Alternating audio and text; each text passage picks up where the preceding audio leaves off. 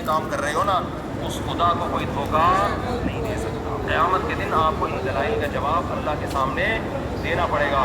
ہمارے نبی نے فرمایا قرب جب قیامت کے دن بہت سے لوگ جن کی صورتیں ہوں گی جو میری امت کی صورت ہوتی ہے، وہ لوگ آئیں گے حوض کوثر پہ پانی پینے کے لیے، میں پلانا چاہوں گا، فرشتے ان کو ہٹائیں گے، میں کہوں گا یہ تو میرے امتی ہے، کیوں؟ ان کے گیٹ اپ سے لگ رہا ہوگا۔